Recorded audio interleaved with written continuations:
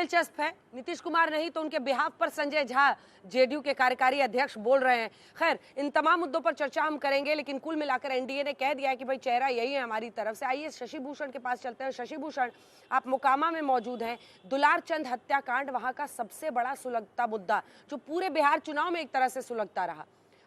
क्या तस्वीर इस वक्त दिख रही है? सुबह आपने दिखाया था महिलाओं की लंबी लंबी कतारें थी, क्या है इस वक्त की तस्वीर? अंजना, देखिए, सुबह जब हम ताल के दूसरे इलाके में पहुंचे थे तो वहां महिलाओं की लंबी कतारें थी, लेकिन इस वक्त जिस जगह पे मैं मौजूद हूं ये तारतर गांव ही है। वही तारतर गांव जहां से दुलारचंद यादव आया करते थे और दुलारचंद यादव की यहीं पर हत्या हुई थी 30 अक्टूबर को। और उस दिन यहाँ ग्राउंड रिपोर्ट भी मैंने करी थी। और आज भी देखिए वोटर की संख्या थोड़ी कम दिख रही है यहाँ पे। हालांकि जो वोटर आए हैं वो उसमें हर उम्र वर्ग के वोटर हैं और लगातार इंतजार कर रहे हैं अपनी बारी का। और महिलाएं भी हैं, सब अपनी बारी का इंतजार कर रहे हैं।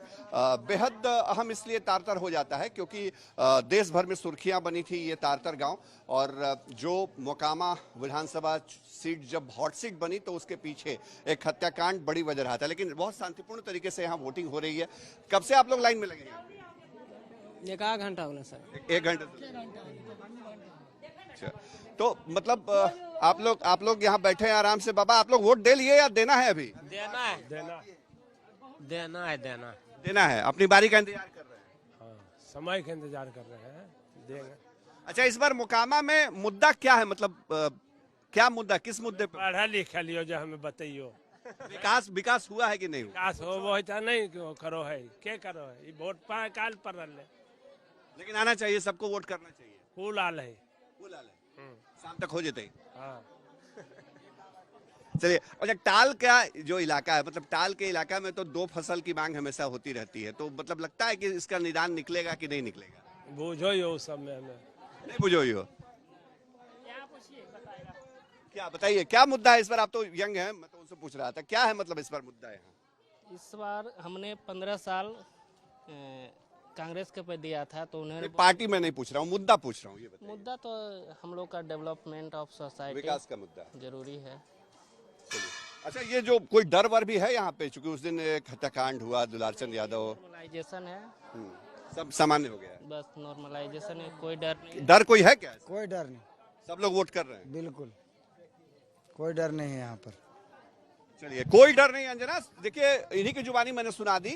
जो मोकामा को लेकर चर्चा होती है कि यहाँ खौफ, बाहुबल और बाकी चीजें, वो चीजें जमीन पे नहीं दिख रही हैं। सबको पता है कि आज महत्वपूर्ण दिन है, लोकतंत्र का सबसे बड़ा अधिकार जिसका इस्तेमाल करना, और इसीलिए लोग लाइन लगा करके खड़े हैं। केंद्रीय बलों की तैनाती भी है, सहयोग भी कर रहे हैं बुजुर्गों को, महिलाओं को। और तस्वीर तो साफ होगी 14 नवंबर को, लेकिन हम ये कह सकते हैं कि जिस तारतर को सबसे ज्यादा सुर्खियां मिली एक हत्याकांड के बाद, मोकामा में बवाल हुआ, अनंत सिंह को गिरफ्तार होना पड़ा, वहां हम सबसे पहले पहुंच करके ग्राउंड रिपोर्ट कर रहे हैं। अंजना,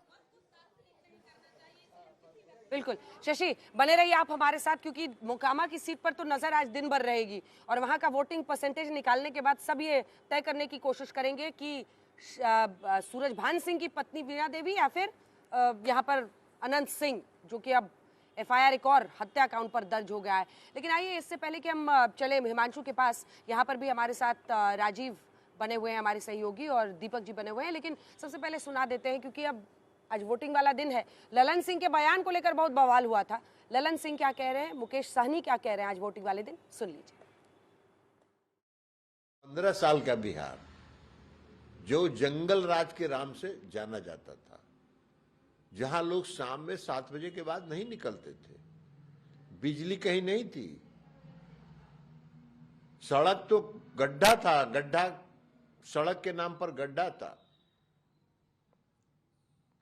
अस्पताल में कोई मरीज इलाज कराने सरकारी अस्पताल में नहीं जाता था,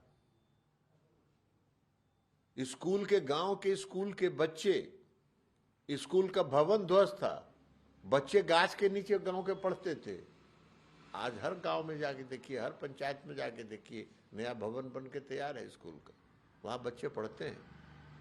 5 लाख लगभग शिक्षकों की बहाली हुई, लोक सेवा आयोग से शिक्षकों की बहाली हुई।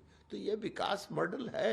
बस यही संदेश है, सब लोग अपना घर से निकले, अपना मत का प्रयोग करें, एक बेहतर सरकार बनाने के लिए, एक बेहतर बिहार बनाने के लिए, लोकतंत्र को मजबूत करने के लिए। लोकतंत्र में जब भी कोई खतरा महसूस हो कि इससे पूर्व के सरकारों ने क्या किया, किस तरीके से ईडी सीबीआई का अच्छे से उपयोग किए कि नहीं किए, सरकार अपना फर्ज पूरा किए कि नहीं किए, उन्होंने जो वादा किया, घोषणा किया कि हम ये करेंगे वो करेंगे, वो किए कि नहीं किए, ये सब चीज़ को ध्यान में रखकर अपना वोट का प्रयोग कीजिए, क्योंकि ये देश जो है ना वो आपका है, किसी नेता का नहीं है ये देश। वादे दावे नेता करते रहेंगे। 11 तारीख तक, 11 नहीं 9 को प्रचार थम जाएगा, 5 बजे के बाद उसके बाद शांति रहेगी, लेकिन बोलेगी आपके नाखून पर लगी स्याही, और उसके लिए आपको पहुंचना होगा अपने बूथ। आपके अगर सीट पर वोटिंग हो रही है तो जरूर कीजिए। तीनों के पास जल्दी जल्दी चलते हैं। हिमांशु, जल्दी से इस वक्त दिखा दीजिए, क्योंकि 13% लगभग एवरेज दिख रहा है। 9 बजे तक का ही नंबर्स अभी हमारे पास आया है। 13% से ज्यादा लोगों ने वोट कर दिया है 9 बजे तक। देखिए, बिल्कुल 13% से ज़्यादा लोगों ने वोट किया है, लेकिन जिस मतदान केंद्र में मैं हूं, अब जो है लाइन बहुत लंबी नहीं है।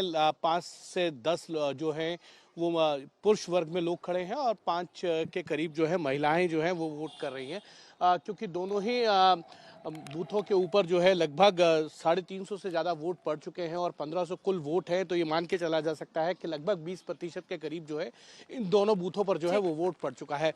लेकिन अंजना, एक चीज़ को समझना जरूर होगा, 2020 की बात जो कर रहे थे रोहित, वो सही में नाराजगी। चूंकि ब्रेक का टाइम हो रहा है, एक एक रिएक्शन यहाँ से ले लें। दीपक जी, दिलचस्प ये भी होता है कि अगर एक वोटर के तौर पर सोचिए, हम लोग भी सोचते हैं कि जल्दी जल्दी निकल के, इससे पहले कि लाइन लंबी हो, वोट देके निकला जाए। तो सुबह में एक 13% तक तो हो गया 9 बजे, लेकिन वोटर्स अगर उदासीनता दिखाते हैं तो ये लोकतंत्र के लिए अच्छा नहीं।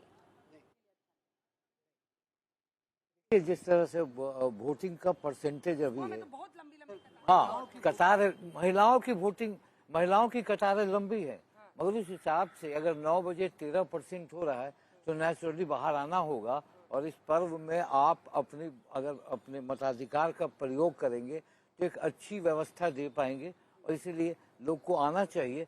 और सबसे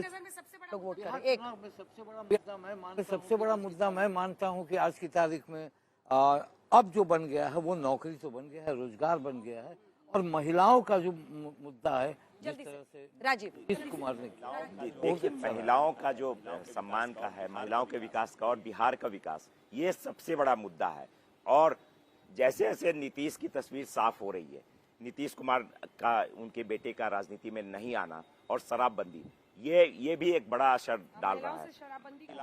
बिल्कुल, महिलाओं का सीधा असर महिलाओं पे, और महिलाएं वोटर जो शुरू में निकल रही थी उसका यही आधार है। लेकिन आज 121 सीटों पर वोटिंग हो रही है, और बिहार का हर मतदाता जागरूक बनिए। आज अग्नि परीक्षा आपकी भी है, वोट करने के लिए जरूर निकलिए।